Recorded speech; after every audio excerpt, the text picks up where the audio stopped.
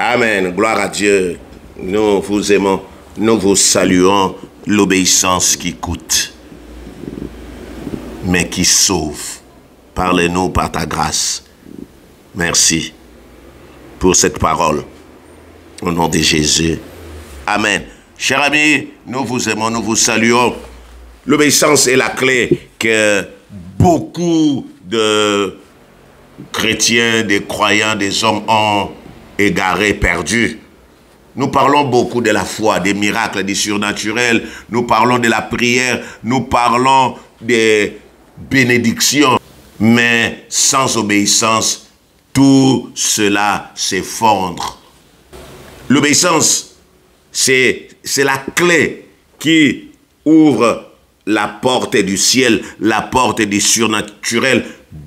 Mais aujourd'hui, beaucoup d'enfants de Dieu écoutent sans mettre en pratique, sans agir.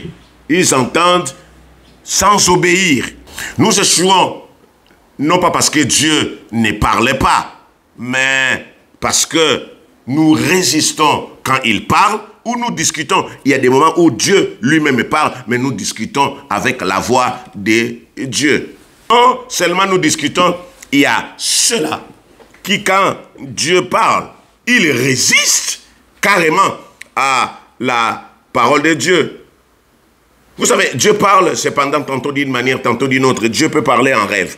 Dieu peut parler par un témoignage. Dieu peut parler en méditant la parole de Dieu, en lisant la Bible. Dieu peut parler par des circonstances. Dieu peut parler par une révélation. Dieu peut parler par sa parole. Mais très souvent, quand ça ne nous arrange pas, nous discutons. Nous n'acceptons pas ce que le Seigneur nous donne comme instruction. Et pourtant, une seule obéissance peut sauver des vies, peut sauver une nation. Deutéronome chapitre 27 au verset 10, je vais lire la parole de Dieu. Tu obéiras à la voix de l'Éternel ton Dieu et tu mettras en pratique ses commandements et ces lois que je les prescris aujourd'hui. Il y a une sœur qui revenait du supermarché après avoir fait ses courses. C'est comme ça qu'elle rentre chez elle. Elle rentre dans la cuisine pour préparer les repas. Comme toujours, comme d'habitude. Soudain, elle entend une voix audible, une voix douce lui dire « Sors de la cuisine, va t'échanger ». Mais au début, elle s'est dit « Mais j'ai l'habitude de cuisiner avec ces habits ». Mais quelque chose a insisté, obéit. Elle quitte la cuisine pour aller dans la chambre. Aussitôt sortie de la cuisine, quand elle entre dans la chambre, c'est là où la marmite explose, c'est là où le feu explose. À peine sortie, la marmite explose. À supposer qu'elle avait désobéi, qu'elle était restée, elle aurait été consumée par l'explosion, par le feu. C'est ce qu'on appelle l'obéissance coûteuse. Une obéissance qui n'a pas d'essence. Tu as l'habitude de te préparer avec cet habit, mais une voix te dit, va t'échanger. C'est ça l'obéissance coûteuse. Celle qui n'a pas d'essence, mais qui sauve des vies. La Bible nous dit, dans 1 Samuel 15, au verset 22, Samuel dit, l'Éternel trouve-t-il du plaisir dans les holocaustes et les sacrifices comme dans l'obéissance à la voix de l'Éternel? Voici, l'obéissance vaut mieux que les sacrifices et l'observation de sa parole vaut mieux que la graisse des béliers. Qu'est-ce que l'obéissance coûteuse? C'est obéir à Dieu même quand tout semble illogique, même quand tu ne comprends pas, même quand tu dis mais ce n'est pas possible. C'est choisir la foi au lieu de choisir son propre raisonnement. Genèse 12, à partir du verset 1, Dieu dit à Abraham, Abraham, quitte ton pays, quitte ta patrie, quitte la maison de ton père, va vers là où je te montrerai. Donc le Seigneur ne lui a même pas donné tous les détails du voyage. Abraham n'avait pas tous les éléments, mais il a obéi à la parole de Dieu. Il a obéi à Dieu. Et Dieu a fait de lui une très grande nation. Obéir à Dieu coûte cher. Ça peut coûter ton confort. Ça peut coûter ton sommeil. Ça peut coûter ton plan, ton orgueil. Ça peut coûter quoi? Ça peut coûter même ta réputation. Comment est-ce que Dieu te dit de construire une arche là où il n'y a pas l'eau, là où il n'y a pas la pluie, et les gens se moquaient de Noé? Mais tout le monde disait que ce gars, c'est un père de famille, mais il a disjoncté, il est fou. Mais Noé a obéi et Dieu a pourvu. Le problème s'est posé à quel niveau? Mais comment tu vas construire l'arche? Tu n'as même pas un cartépillard pour l'amener dans le fleuve, dans l'eau. Mais il allait faire comment? Mais Dieu, comme il a obéi, Dieu a fait tomber la pluie. Vous savez, le prix de l'obéissance. Ah, les prix de l'obéissance. Mais je parle du coût de la désobéissance. Vous payez un prix pour obéir, mais il y a un coût pour la désobéissance.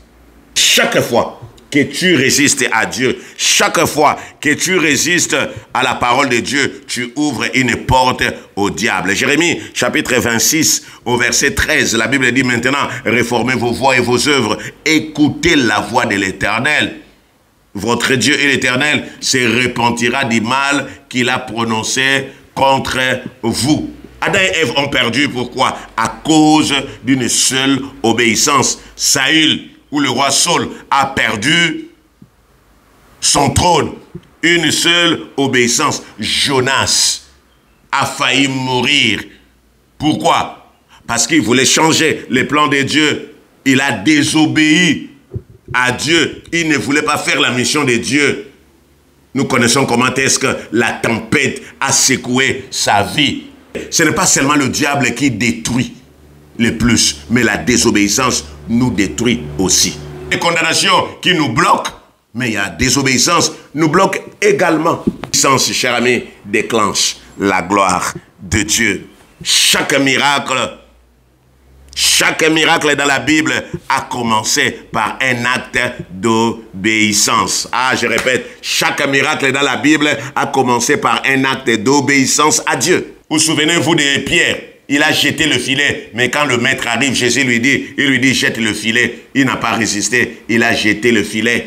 La Bible nous dit, il a fait la pêche miraculeuse. Depuis qu'il a commencé à pêcher, il n'avait pas pêché comme ce jour-là. Naaman, le prophète lui a dit, va plonger cette fois dans le Jourdain. Après cela, Naaman était guéri. Le résultat, c'était la guérison. Marie a obéi. Elle a porté Jésus. Marie a dit aux serviteurs, faites ce qu'il vous dira. Nous connaissons l'histoire du vin de joie, du vin de Canaan. Parce que Marie a obéi. Tu veux la gloire de Dieu? Apprends à obéir seulement. Mon frère, mesdames, mesdemoiselles et messieurs, apprenez à obéir même quand ça semble illogique. Apprenez à obéir même quand bien même ça défie votre logique. Je dirais quelque chose, l'obéissance ouvre la porte que 1000 prières ne peut même pas ouvrir. L'obéissance ouvre ce que la prière seule ne peut pas ouvrir. Alors, pourquoi l'obéissance nous coûte cher? Parce qu'elle demande beaucoup. L'obéissance demande beaucoup. Tuer son orgueil. Renoncer à sa logique. Renoncer à son raisonnement. De faire confiance à l'Éternel des armées sans explication. Je dirais à quelqu'un, l'obéissance est le langage de Dieu. Pour ceux qui ont compris le cœur de Dieu. Dieu ne cherche pas des raisonneurs. Dieu ne cherche pas des gens parfaits. Dieu ne cherche pas des personnes saintes. Mais Dieu cherche des hommes et des femmes, des gens qui écoutent et obéissent à sa parole, à sa volonté. Est-ce que quelqu'un peut dire Amen? Un jour, un homme priait beaucoup. Seigneur, utilise-moi puissamment. J'ai besoin d'opérer des miracles. Je veux que tu agisses dans ma vie. Opère les surnaturels. Le Seigneur lui dit tout simplement, va pardonner un tel. Le monsieur a dit, non, non, non, non, non, non. C'est lui qui m'a offensé là. Non, je ne peux pas. Du coup, Dieu s'est tu. Il a continué à prier, à invoquer Dieu, à demander que le Seigneur l'utilise, que le Seigneur opère le miracle. Rien ne s'est passé. Pendant des années, il n'y avait pas de résultats. Jusqu'au jour où il a compris qu'il fallait pardonner. Vous savez, avec Dieu, Dieu ne secoue pas. Dieu n'oblige pas. Dieu ne peut pas te contraindre. Quand Dieu te dit à gauche, et que tu vas à droite, Dieu va rester à gauche en train de t'attendre. Tu vas partir. Ça peut faire 10, 15, 20. Le jour où tu vas comprendre que tu avais fauté, que tu avais pris une fausse route, tu vas revenir. C'est là où tu vas continuer avec Dieu. Mais qu'est-ce que tu perds? Les temps qu'on ne récupère pas. Les 15 années, les 20 années, parce qu'on a désobéi à Dieu. La désobéissance, cher ami, bloque l'onction de Dieu, la main de Dieu, les doigts de Dieu, la puissance de Dieu, l'onction du Saint-Esprit.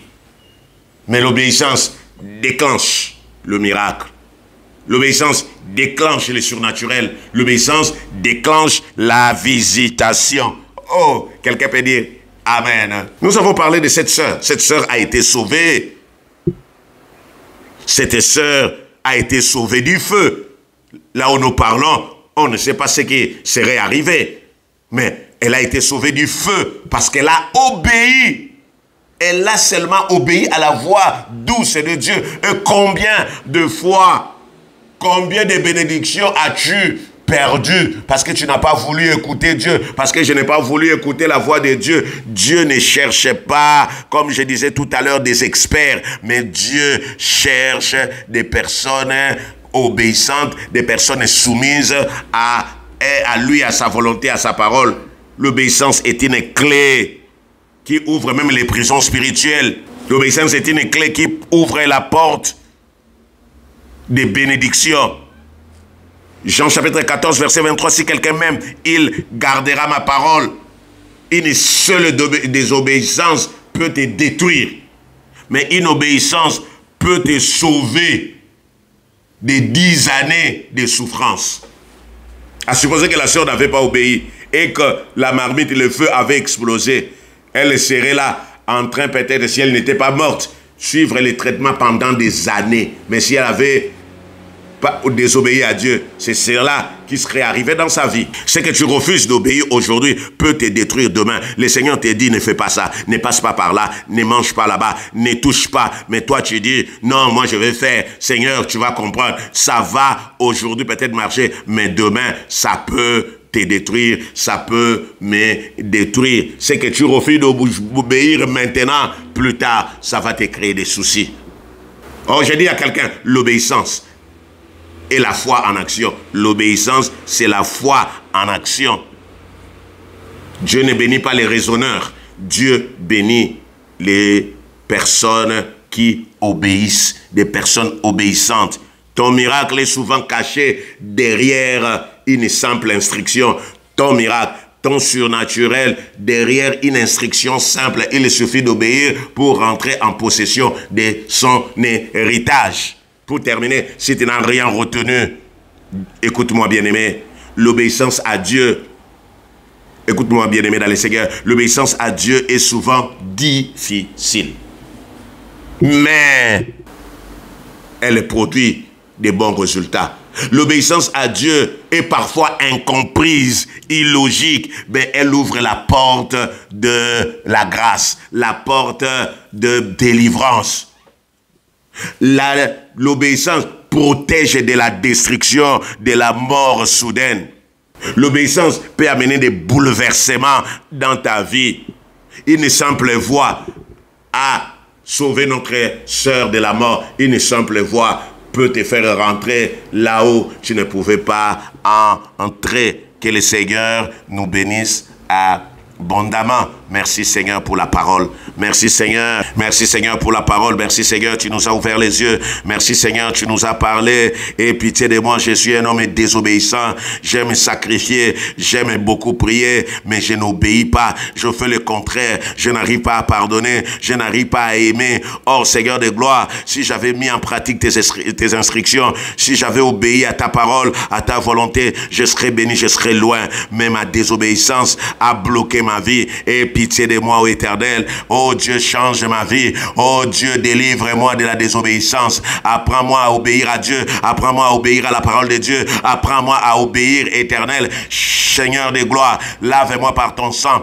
Purifie mon cher Saint-Esprit. À partir d'aujourd'hui, mets l'obéissance en moi. Mieux vaut, Seigneur, l'obéissance que 1000 colliers d'or. Mieux vaut, Seigneur, l'obéissance, Seigneur, que des sacrifices inutiles. Mieux vaut l'obéissance que de faire ce qu'on appelle, Père éternel, des prières inutiles, des jeûnes inutiles. Oh Père éternel, maintenant, je prends la décision d'obéir à ta voix, à tes commandements, à ta volonté. Seigneur, je sais que les gens ne vont pas me comprendre. Je sais que ça ne sera pas facile. Ça va défier ma logique. Mais éternel, je préfère t'obéir. Je préfère te suivre. Merci éternel de bonté. Merci les dieux tout-puissants. Merci les dieux de grâce. Au nom de Jésus, avec action de grâce, nous disons Amen. Soyez bénis, bénis, bénis, bénis. N'oubliez pas de partager ces messages pour sauver une personne qui est dans la désobéissance à Dieu. Le Seigneur ne te condamne pas. Toi qui as désobéi,